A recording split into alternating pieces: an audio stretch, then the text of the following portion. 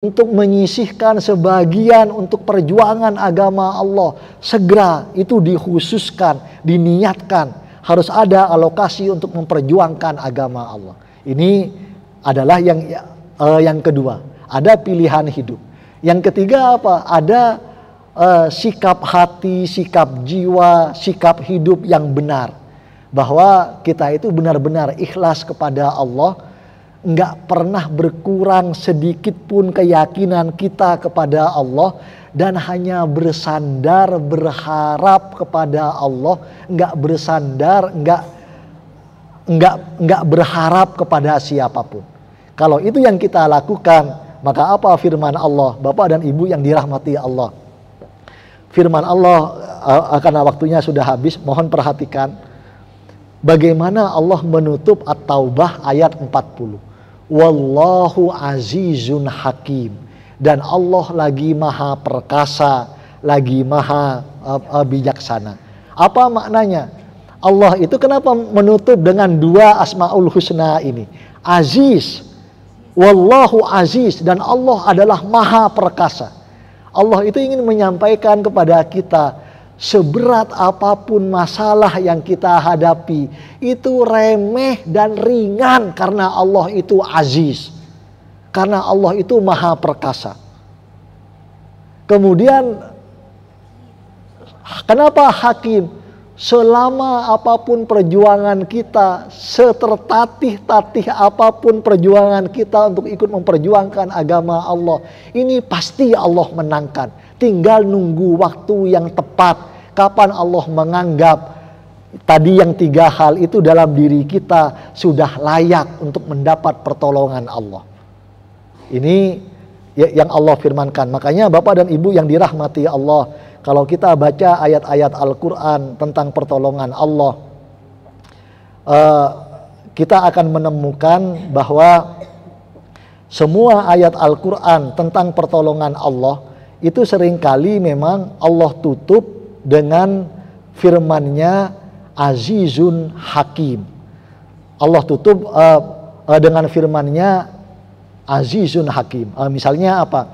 Di surat Al-Anfal ayat 10 Allah tutup ketika Allah menggambarkan tentang pertolongan Allah, Allah tutup dengan Innallaha Azizun Hakim. Sesungguhnya Allah maha perkasa lagi maha bijaksana. Karena Allah ingin menekankan ini. Seberat apapun masalahnya, Allah itu maha perkasa. Kecil, ringan bagi Allah untuk menolong kita. Kapan waktunya? Allah itu hakim.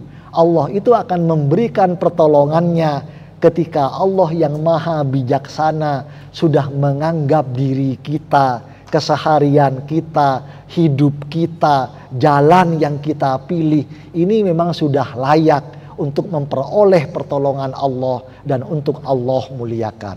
Wallahu a'lam bishawab. Silahkan sekiranya ada pertanyaan, ada tanggapan, silahkan. Assalamualaikum Pak Ustaz. Silahkan. Pak Ustaz, saya ingin menanyakan masalah pertolongan Allah. Terutama tentang keluasan rezeki. Dalam beberapa tafsir dikatakan bahwa kalau kita mohon keluasan rezeki dianjurkan untuk membaca Al-Waqiah. Nah, dalam penjelasan satu Al-Waqiah itu dikatakan dibaca asal, subuh dan sebagainya. Tetapi waktu saya baca isi daripada Al-Waqiah, itu isinya tentang keadaan di surga maupun di neraka. Kok isinya beda dengan apa yang Pak Ustaz jelaskan? Atau apa itu yang Rasul itu bicara, korelasinya ada. Tapi kalau untuk Al-Waqiah, kok isinya nggak berhubungan dengan apa yang tentang kuasa di sini? Terima kasih. Ya. Bapak dan Ibu yang dirahmati Allah, memang ada hadis-hadis yang sahih dan hasan yang menggambarkan keutamaan ibadah terkait dengan situasi atau keadaan tertentu. Misalnya apa? Kalau untuk ke lapangan rezeki, misalnya ada ibadah-ibadah tertentu. Kalau sholat yang sunnah itu sholat duha dan seterusnya termasuk yang bacaan itu. Tapi yang harus menjadi fokus kita adalah bahwa itu bagian dari motivasi, bukan inti tuntunan yang ingin Allah berikan. Jadi kalau misalnya membaca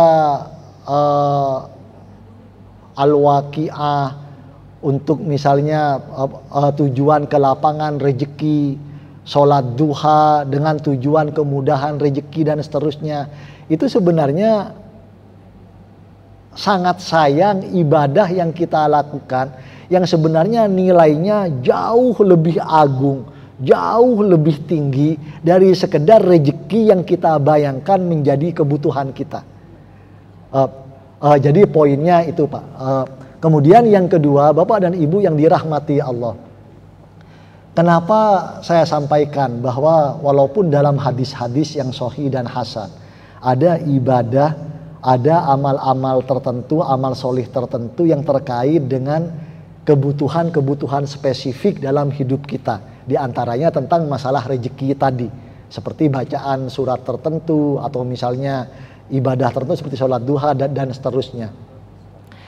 Kalau kita baca di antaranya di surat Al-Hadid ayat 23, Allah Subhanahu wa taala itu berfirman, ini yang terkait yang Bapak tanyakan, saya berikan contoh tentang kelapangan rezeki.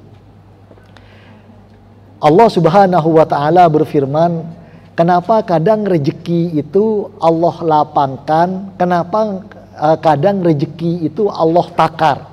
Kalau kita baca di surat An-Najm itu juga renungannya sangat mendalam.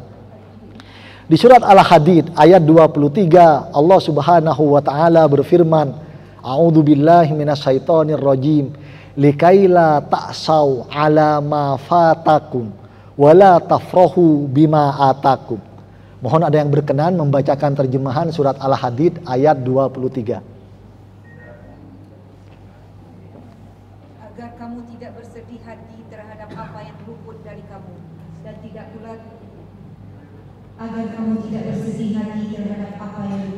kamu, dan tidak pula terlalu gembira terhadap apa yang diberikannya kepadamu. Iya. Jadi di antara hikmahnya adalah karena Allah itu ingin dengan situasi yang kita hadapi itu, kita itu yang paling utama adalah keyakinan kita kepada Allah, adalah keimanan kita kepada Allah, adalah keutuhan kita bersandar kepada Allah Subhanahu wa ta'ala. Jadi jangan sampai, Pak, suatu ibadah itu dikaitkan dengan hal spesifik yang terbatas dalam hidup kita. Memang Allah itu lewat lisan Rasulnya yang mulia itu menggambarkan ada keutamaan-keutamaan yang relevan dari suatu ibadah itu dengan kebutuhan kita.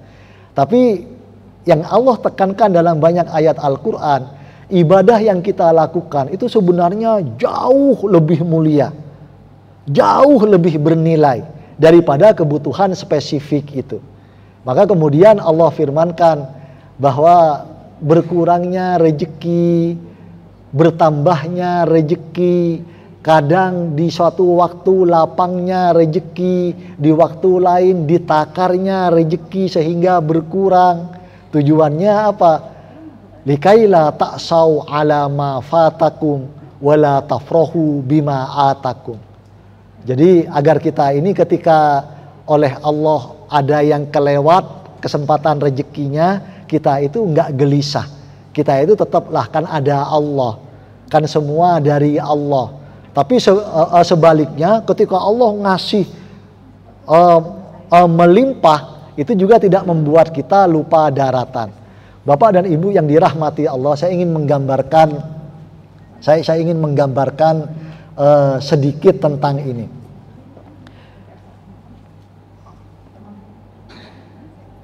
Di antara kemuliaan para sahabat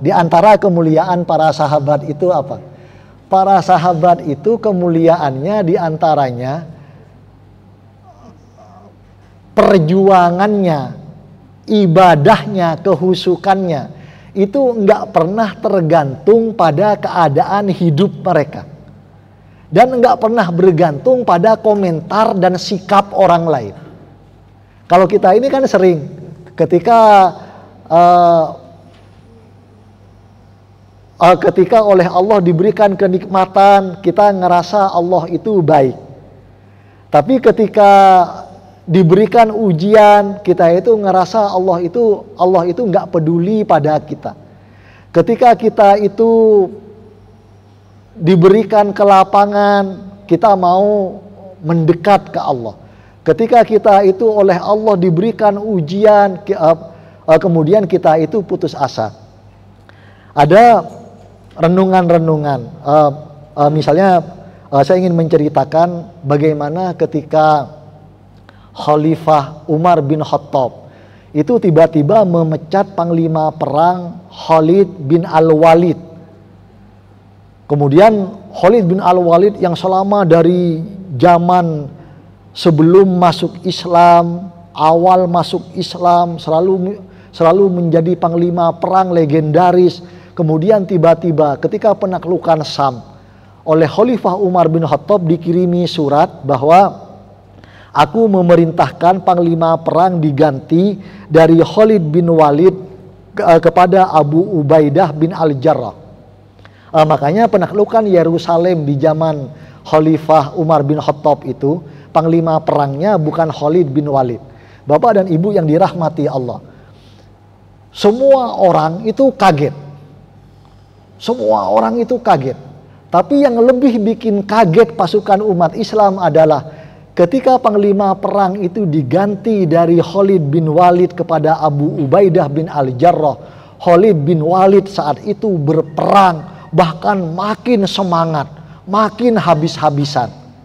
Dan kemudian para sahabat lain, para tabi'in lain itu bertanya kepada Khalid bin Walid, ya Saifallah, wahai pedang Allah, wahai singa Allah, kenapa engkau yang dicopot tiba-tiba tanpa dengan musyawarah, tanpa dengan bertanya kepadamu, kenapa engkau tetap berperang habis-habisan untuk memenangkan pasukan ini?